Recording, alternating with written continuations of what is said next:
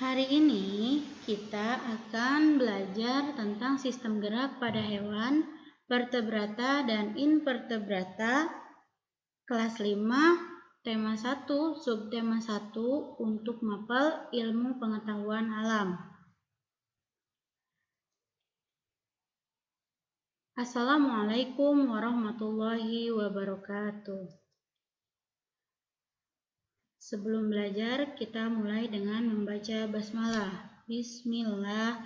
Allahumma anfa'ni bima 'allamtani wa 'allimni ma yanfa'uni wa zidni ilma. Allah Subhanahu wa Ta'ala menciptakan dunia beserta seluruh isinya. Salah satu contohnya adalah makhluk hidup. Makhluk hidup di dunia ini ada berbagai macam, ya. Salah satu contohnya adalah hewan, ya. Ada beruang, ada unta, ada jerapah, ada singa, ada gajah, ada kura-kura, ya.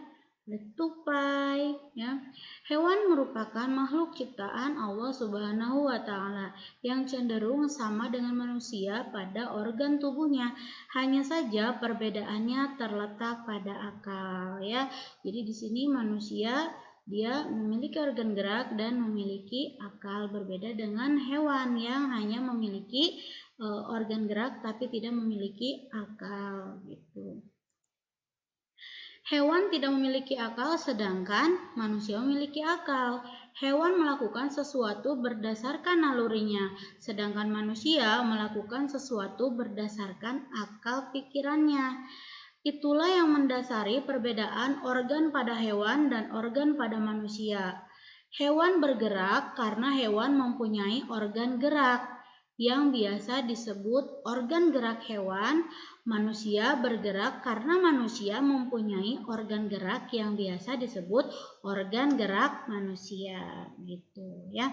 Jadi hewan dan manusia dia sama-sama bisa bergerak, gitu ya. Lanjut.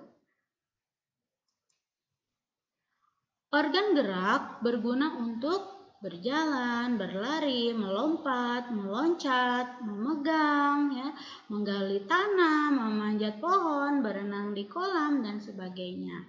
Alat-alat gerak yang digunakan hewan ada dua macam. Yang pertama, ada alat gerak pasif berupa tulang, ya, dan alat gerak aktif berupa otot, ya.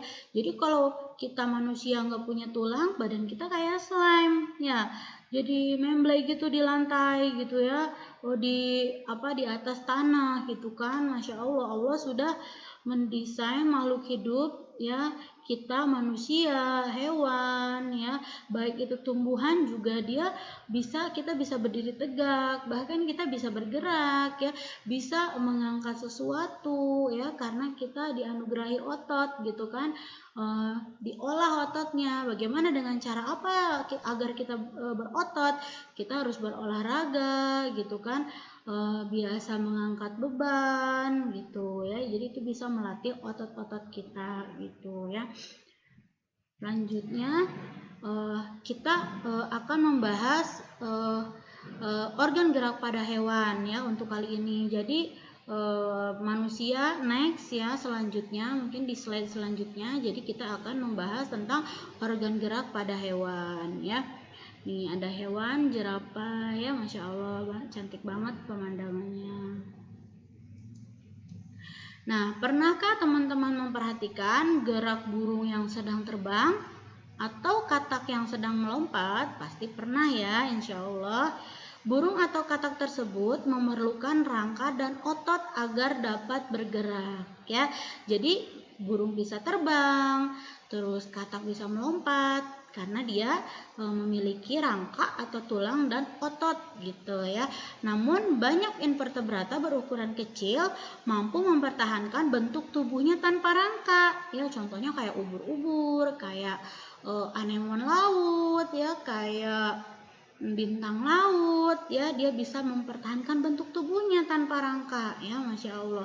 Bentuk tubuh hewan-hewan ini bergantung pada tekanan cairan tubuh mereka. Jadi kalau kita bergantung pada rangka ya, bentuk tubuh kita itu bahkan ada yang tinggi kan, ada yang pendek, itu tergantung rangkanya, tergantung tulangnya. Dia bisa membentuk Allah itu mentakdirkan kita itu tinggi gitu kan atau pendek, itu tergantung rangkanya ya. Jadi beda dengan beda dengan gendut atau kurus gitu ya, itu bukan dengan rangka tapi itu dengan ada penambahan daging gitu kan ya dari pola makan kita gitu ya. Jadi kita bisa melihat nih ya, melihat burung yang sedang bergerak gitu kan, terbang di udara gitu kan, di atas gitu. Terus ada katak juga melompat ya, dia sedang melakukan gerakan gitu. Karena dia memiliki tulang belakang atau termasuk hewan vertebrata ya, jadi dia bisa melakukan gerakan dengan mengayuh menekan kakinya, atau kalau burung dia bisa mengepakkan sayapnya gitu supaya dia bisa bergerak gitu. Selanjutnya Ibu akan membahas di sini yang untuk pergerakan, untuk organ gerak pada hewan itu Ibu membagi dua jenis kelompok hewan. Yang pertama ada vertebrata dan yang kedua ada avertebrata atau invertebrata juga bisa ya. Jadi vertebrata itu adalah hewan yang bertulang belakang. Jadi dia memiliki tulang belakang. Kayak kita nih di belakang, di punggung kita kan punya tulang belakang yang memanjang dari leher ke bawah ya. Terus ada avertebrata, dia hewannya itu tidak mempunyai tulang belakang ya. Lanjut, Ibu akan menjelaskan tentang apa sih fungsi rangka atau tulang itu pada hewan gitu kan ya, atau secara rangka secara umum ya gitu. Yang pertama, dia akan membentuk dan menegakkan tubuh gitu. Jadi dia bisa membentuk dan menegakkan tubuh. Rangka jerapah sama rangka gajah sama nggak ya? Berbeda, makanya tergantung rangka dalamnya gitu kan. Apakah rangka kucing sama jerapah sama? Berbeda ya. Tetapi fungsinya sama, dia untuk membentuk dan menegakkan tubuh ya gitu. Tapi kalau bentuknya berbeda tergantung spesies hewan apa gitu ya. Terus selanjutnya tempat melekatnya otot ya. Jadi kekuatan tubuh kita itu bisa menempel di tulang, di otot gitu kan. Kayak contoh kayak abi-abinya gitu kan. Biasanya kalau misalkan suka angkat beban atau suka nge-gym gitu, fitness, itu biasanya mungkin ada otot di bagian tangan gitu ya, atau bahkan di betis gitu kan, yang suka mengkayu sepeda, yang suka goes gitu kan, pasti itu ada ototnya, yang sering main bola gitu atau yang sering olahraga lari ya.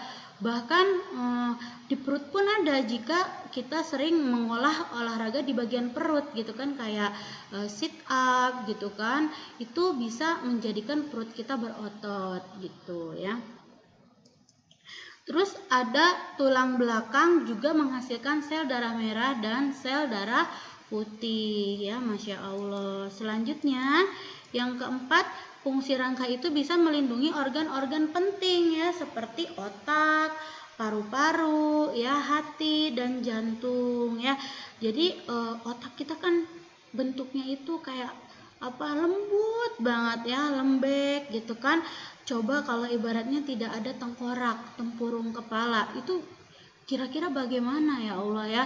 Masya Allah, Allah itu sudah, bahkan hal yang tanpa kita sadari gitu kan, yang kita pakai sehari-hari gitu, itu tuh banyak banget, luar biasa gitu kasih sayang Allah sama kita tuh gitu ya.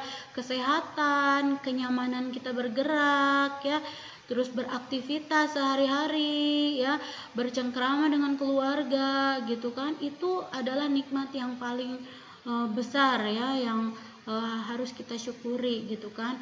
Terus ada paru-paru juga, kalau ibaratnya di dada kita itu apa ada tulang yang ini kan apa ya, tulang apa gitu ini namanya, dilindungi kan dada kita itu kan dengan adanya tulang, melindungi paru-paru, hati, jantung. Itu kan eh, bagian yang sangat penting dalam tubuh kita gitu kan. Jantung berhenti gitu kan, detak jantung berhenti, ya udah peredaran darah juga berhenti. Berarti kan kita sirkulasi oksigen juga, kalau paru-parunya tidak sehat gitu kan, kalau paru-parunya qadarullah diberikan penyakit gitu seperti kayak corona dan lain sebagainya, itu kenikmatan itu diambil gitu kan ya.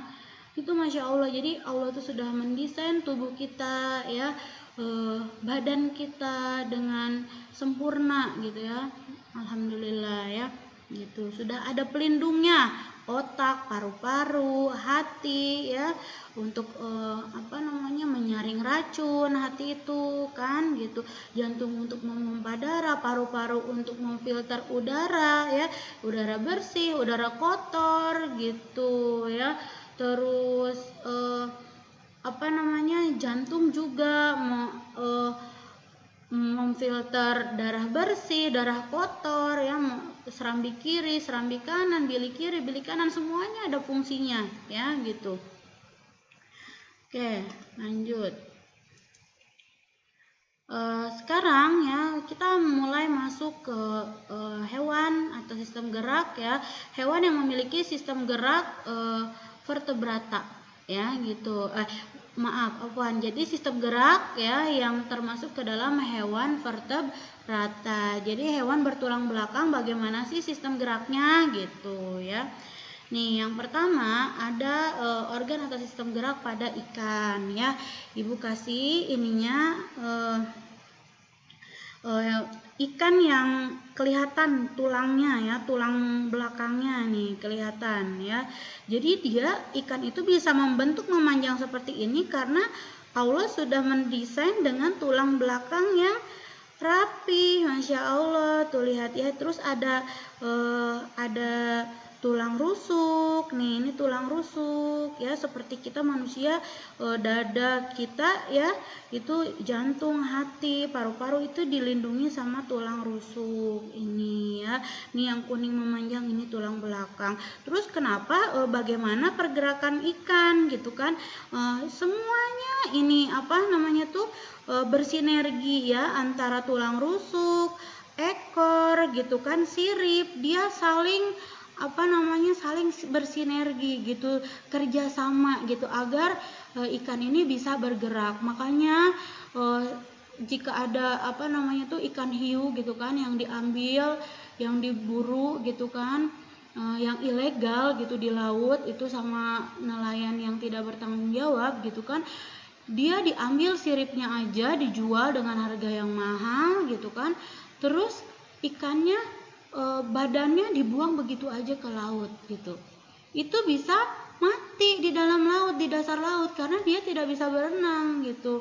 Bayangkan menyiksa hewan gitu kan, walaupun memang hiu itu adalah hewan buas gitu kan, tapi tetap hiu itu adalah hewan yang diciptakan oleh Allah gitu kan. Tidak serta-merta kita apa namanya, oknum tersebut menyiksa gitu kan, menyiksa ikan hiu itu dengan mengambil siripnya dan membuang gitu bagian tubuhnya gitu.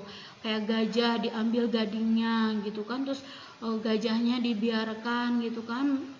Ya begitulah ya, apa namanya tuh, oknum yang tidak dekat mungkin ya dengan Allah gitu kan. Rasa kasih sayangnya itu sudah jauh gitu, karena sudah berani gitu kan menyiksa hewan gitu kan. Sementara kalau itu berada di posisi dia gitu kan, kita tidak berdaya gitu kan, terus ada apa namanya tuh, ada yang memperlakukan diri kita semena-mena seperti itu, mengambil organ dalam dan lain sebagainya, itu kan ya Allah gitu kan, auzubillah gitu ya. Nah, terus selanjutnya ini ada organ atau sistem gerak pada ikan nih ya. Di sini lihat ada sirip punggung, sirip ekor, sirip belakang, sirip perut, sirip dada. Jadi dia bersinergi gitu untuk melakukan pergerakan di dalam air ya. Nah, terus selanjutnya bahwa ikan itu hewan berdarah dingin ya yang hidup di dalam air. Jadi dia memiliki sisik dan bergerak menggunakan siripnya. Agar ikan mudah bergerak, ikan mensekresikan lendir yang ada pada tubuhnya agar tubuhnya menjadi licin dan dapat meminimalkan gesekan dengan air. Ikan bernafas dengan insang. Ya, tapi ada juga ikan yang bernapas dengan paru-paru. Jadi kalau ikan itu bernapas paru-paru ya seperti paus dan lumba-lumba nanti perlu keluar dia dari air ya. Jadi untuk menghirup udara gitu. Makanya kalau paus kan dia suka kan ikannya besar gitu kan. Terus kalau dia ke permukaan air kan itu udara yang keluar itu kan bush gitu kan keluar kencang ya sama air gitu kan. Kayak gitu, Masya Allah ya. Nah, selanjutnya, nah ini yang tadi sudah ya ada rangka ikan gitu ya. Jadi dia akan rangka ikan itu terdiri dari tulang-tulang ya dan rawan-rawan yang menempel pada jaringan penghubung gitu nih ya. Ada jaringan penghubungnya. Serat putih menghubungkan urat daging nih. Jadi di antara tulang-tulang ini nih ya, dia tuh ada serat-serat putihnya gitu. Jadi untuk menghubungkan antara tulang gitu kan antara rusuk ya tulang rusuk dengan daging gitu dan jaringan berserat yang menghubungkan dua atau lebih tulang atau rawan yang dapat digerakkan gitu ya. Jadi dia bersinergi antara tulang rusuk ya terus tulang tulang belakang ya dan siripnya gitu. Selanjutnya ini di dalam ikan itu dia ada gelembungnya ternyata makanya ikan itu bisa berenang ya. Jadi biar dia bisa mengapung Allah itu menciptakan ada gelembung di dalam ikannya. Makanya mungkin ya yang membuat kapal selam itu kan cara kerja kapal selam itu pada saat dia akan tenggelam ke dalam air, ke dasar air. Jadi semakin dalam air itu semakin dikeruk dari dalam penampungan air yang ada di dalam kapal selam itu, ya. Jadi pada saat di tengah-tengah mungkin jadi semakin ke dalam gitu kan airnya tuh semakin dikeluarkan gitu dari dalam enggak.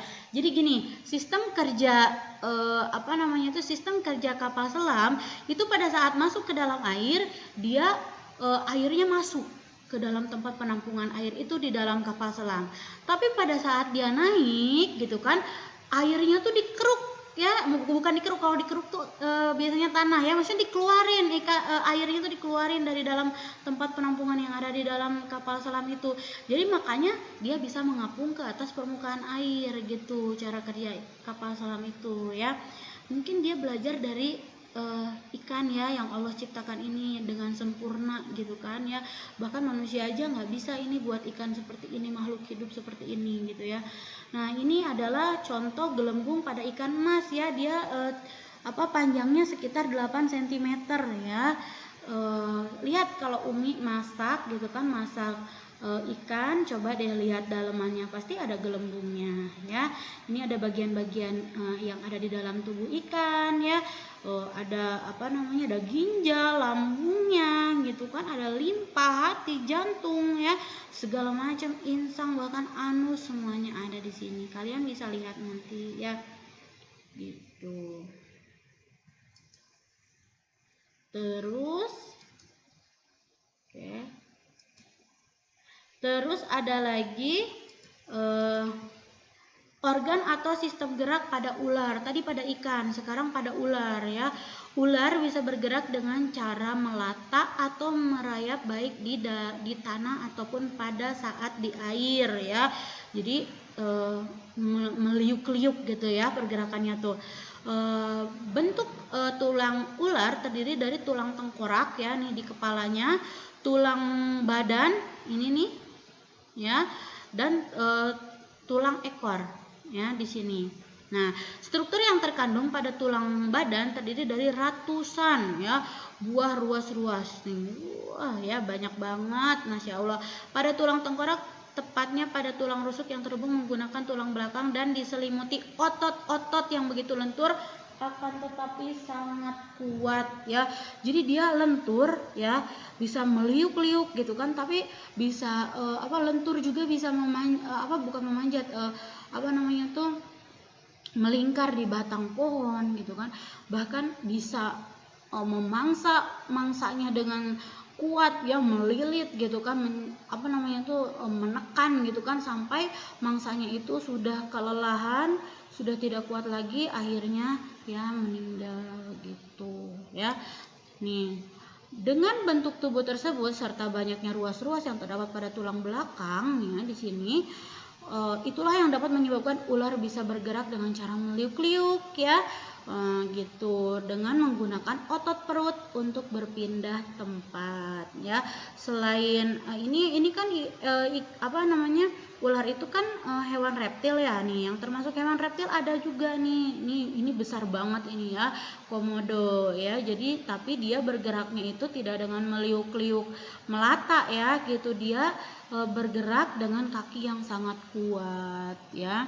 Terus sesudah ular kita akan membahas tentang sistem gerak pada burung ya. Ini ada burung, ada kerangka burung ya, bagian tulang-tulangnya ada tulang rusuk, tulang leher, ada tulang telapak kaki, jari kaki, tulang paha, ada tulang keringnya juga, tulang dada, ada sayap ya, ada tulang panggul banyak ya. Nih ada juga struktur tulang burung juga, dia bisa beradaptasi dengan untuk terbang gitu. Mungkin beda ya, sayap kayak burung merak dengan sayap burung pipit kan beda ya. Jadi bagaimana dia cara beradaptasi untuk terbang dengan berat badannya juga gitu. Mungkin kalau yang berat badannya lebih besar burungnya gitu kan, mungkin kepakan sayapnya atau bentuk besar sayapnya itu mungkin lebih besar gitu kan, yang Allah ciptakan itu gitu kan. Beda dengan kayak burung pipit atau burung galejera atau apa gitu kan, itu kan sayapnya kecil ya, mengikuti bentuk tubuhnya gitu. Nah, burung juga ya hewan yang berada di udara ya. Jadi mereka memiliki cara gerak berbeda dengan hewan yang ada di dalam air, Masya Allah ya. Karena hewan di udara seperti burung yang bisa terbang bebas di udara ini memiliki sayap dan juga rangka tulang yang mendukung. Jadi burung itu jadi hewan itu Allah itu menciptakan dia itu hidup, ada yang di air, ada yang di darat, ada yang di udara, dan ada juga yang di atas pohon ya. Contoh yang di air ya ikan gitu kan, yang di darat banyak ya hewan mamalia kayak sapi, domba, kerbau dan lain sebagainya, harimau, singa gitu kan. Terus yang di udara burung gitu kan. Terus yang di atas pohon apa? Kayak tupai gitu kan, kayak monyet ya gitu. Terus ada lagi nih ya pada burung elang ya. Jadi dia itu si kakinya itu dia bisa mencengkram mangsa gitu kan, hinggap di dahan dengan kuat ya. Terus dia juga bisa berfungsi untuk berjalan. Tuh lihat sayapnya lebih lebar, lebih besar ya, dengan bobot tubuh burung elang yang lumayan besar juga gitu ya. Selanjutnya adalah sistem gerak pada katak ya. Ini adalah perkembangbiakan katak ya. Jadi katak dewasa dia bertelur, sudah menjadi telur dia menjadi berudu ya. Dari berudu dia berubah, dia memiliki kaki. Sesudah itu dia menjadi katak muda ya. Udah jadi katak muda dia menjadi katak dewasa. Udah gitu bertelur lagi, jadi berudu, berudu tumbuh kaki. Katak muda lagi, jadi katak dewasa lagi. Kalau masih ada umur usia terus melakukan perkembangbiakan dengan jantan, dia bertelur lagi gitu ya. Terus berkembang biak gitu ya. Jadi katak itu kan hidup awal ya, tahapan hidup pada saat awalnya itu berudu itu hidup di air ya, nggak di darat ya gitu. Terus katak juga kalau udah dewasa dia bisa melompat ya. Untuk katak ya, ini memiliki konstruksi tulang katak itu terdiri dari tulang badan ya. Ini ada tulang badan, tulang tengkorak, tulang kepala ya. Jadi amfibi ini memiliki sendi yang baik ya di lutut ya, makanya dia melompat-lompat gitu kan. Terus di bahunya juga nih ya, di sini ini sendi ya, belikat ya, tulang belikat, ada di sikut ya, pinggul, pergelangan tangan ya. Jadi memudahkan amfibi untuk bergerak dan melompat. Selanjutnya adalah pergerakan atau sistem gerak pada mamalia. Di sini ada kerangka pada kuda ya, lihat. Nah, Ibu menjelaskan di sini ada hewan mamalia ya, kuda, dia bergerak dengan menggunakan keempat kakinya ya. Jadi antara dua kaki depan dengan dua kaki belakang dia sangat bersinergi ya. Jadi pada saat kaki belakang kuda itu mendorong ke depan ya, sehingga cepat atau lambat pergerakan kuda itu dipengaruhi oleh kedua kaki belakangnya. Jadi kalau kaki belakang loncat, yang depan juga ikut loncat. Kalau bukan yang belakang aja yang loncat, jadi gimana ya, nggak bisa. Jadi dia nantinya bergerak di tempat gitu kan, yang ada jatuh kudanya. Jadi antara kaki depan dan kaki belakang itu ya harus bersinergi. Jadi kaki depan itu sangat dipengaruhi oleh kecepatan kaki belakang gitu. Selanjutnya hewan mamalia, di sini Ibu ngambil sampel sapi ya. Untuk hewan darat ada ada kelelawar ya, nih ada tungkainya ya, yang termodifikasi menjadi sayap gitu. Dia bisa hidup di udara gitu kan. Terus ada lumba-lumba hidup di air ya. Tungkainya ini nih dia termodifikasi menjadi sirip. Dia termasuk hewan mamalia, makanya dia bernapas dengan paru-paru ya.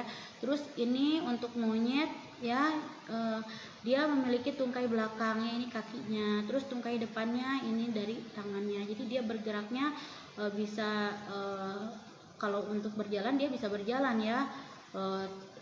Tapi kalau kayak di pohon gitu kan, dia pergerakannya tuh jadi kayak mengikuti juga kecepatan dari kakinya gitu ya. Terus ada kucing ya. Nih ada kucing kesukaan kalian ya. Terus ada domba juga, ini hewan mamalia. Hewan mamalia itu dia menyusui ya, terus menghasilkan kelenjar susu, dia bisa terus berkembang biaknya dengan cara melahirkan ya gitu. Terus memiliki tulang belakang ya, salah satu contohnya. Nah, banyak ya hewan mamalia itu ya, banyak banget ya gitu. Ini contoh sampelnya aja. Nah, sekarang kita pelajari yuk untuk sistem gerak yang termasuk ke dalam hewan invertebrata ya. Di sini ada serangga ya, yang pertama. Jadi serangga itu dia memiliki 6 kaki ya. Ini ada kaki depan, kaki tengah ya, dan kaki belakang ya. Ini serangga itu menggunakan kaki untuk berjalan dan melompat. Jadi dia tidak memiliki tulang belakang ya.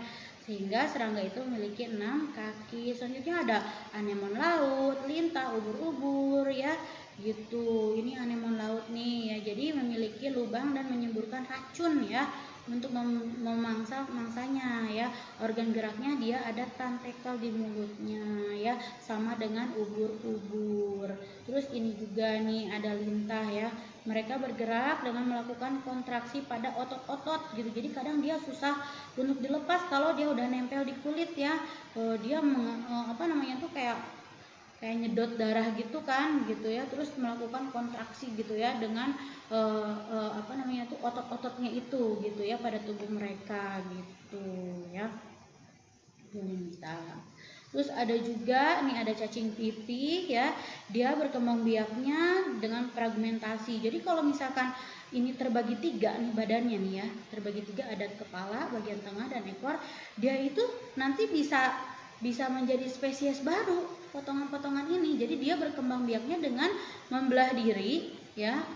Maksudnya membelah diri tapi yang belahan-belahan itunya tuh bisa hidup gitu ya, bisa membentuk spesies baru gitu yang sama jenisnya seperti ini ya gitu. Nah, cacing pipih dapat bergerak dengan melakukan kontraksi otot-otot tubuhnya gitu. Terus ada cacing tambang ya. nih bergerak dengan melakukan kontraksi juga pada otot-otot tubuhnya ya. Jadi dia dapat memanjang gitu, terus dapat memipih juga. Memipih itu jadi kayak apa namanya tuh, apa ya, jadi kayak memipih itu kayak melebar gitu ya, badannya itu kayak menipis, agak menipis gitu kan, nggak bulat gitu, dan dapat melakukan gerakan maju mundur gitu ya. Terus ada cacing tanah nih, ini cacing tanah ya. Mereka bergerak dengan melakukan kontraksi pada otot-otot yang ada pada tubuh mereka. Jadi makanya dia bisa bergerak di dalam tanah yang padat. Bayangin aja ya, kita aja mengkeruknya tuh harus dengan tenaga yang kuat. Tapi karena cacing itu dia memiliki lendir ya, makanya dia apa namanya tuh sudah didesain gitu sama Allah tuh biar dia bisa masuk gitu ke dalam sela-sela tanah gitu, masuk di hidup di dalam tanah yang padat, panas gitu kan. Masya Allah ya. Terus ada kupu-kupu, serangga, dan kepiting ya. Kalau ini serangganya kayak nyamuk ya gitu. Terus ada kupu-kupu juga, dia memiliki ruas tubuh yang bersegmen ya. Mereka itu bergerak menggunakan kaki yang berada pada ruas tubuh mereka nih ya. Ada ruas-ruasnya nih, ruas gitu ya. Selanjutnya ini ruasnya nih ya gitu. Terus ada siput, ada cumi-cumi, ada gurita nih ya. Siput itu ya bergerak menggunakan kaki dan perutnya. Nih ada kaki perut di sini ya, dengan bentuk pipih dan lebar ya gitu. Jadi melebar gitu di lantai itu gitu. Terus ada cumi-cumi nih, alat geraknya ada pada kaki dan kepalanya ya. Terus ada gurita juga sama ya cara pergerakannya. Selanjutnya ada landak laut nih ya, ini ada landak laut, dia memiliki kulit berduri ya.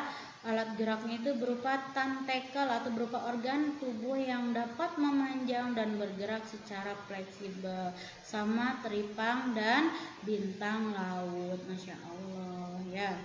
Nah, Ibu cukupkan ya untuk penjelasan hari ini ya, untuk pembelajaran IPA. Semoga ilmunya bermanfaat ya. Kalian bisa mengambil lagi, menggali lagi dari sumber lain, mencari referensi lain ya. Membuka oh gini hewan vertebrata gitu secara umumnya, oh gini hewan invertebrata atau avertebrata itu gitu kan. Ibu ulang ya, jadi hewan vertebrata itu dia memiliki tulang belakang yang memiliki rangka ya dan memiliki otot, sedangkan hewan avertebrata itu dia tidak memiliki tulang belakang ya. Tadi yang avertebrata itu seperti ikan, kayak sapi, kuda ya dan lain sebagainya. Terus untuk avertebrata itu kayak bintang laut, siput ya, serangga, kayak nyamuk gitu. Terus anemon laut dan lain sebagainya ya. Jadi kalian sudah bisa tahu ciri-ciri bagaimana hewan vertebrata dan hewan avertebrata itu ya. Alhamdulillah kita cukupkan ya penjelasannya sampai di sini. Barakallahu fikum. Semoga ilmu yang kita peroleh Allah ridho untuk agar bermanfaat untuk kehidupan kita ke depannya ya. Ibu cukupkan sekian. Wassalam. Kita berdoa dulu ya sebelum ibu tutup. Kita berdoa dulu dengan doa kafaratul majlis. Subhanaka Allahumma wa bihamdika asyhadu an la ilaha illa anta astaghfiruka wa atubu ilaik. Mohon maaf jika penjelasan dari ibu banyak kekurangannya ya, kekurangan milik diri ibu ya, dan yang paling sempurna itu adalah Allah Subhanahu wa taala. Wassalamualaikum warahmatullahi wabarakatuh.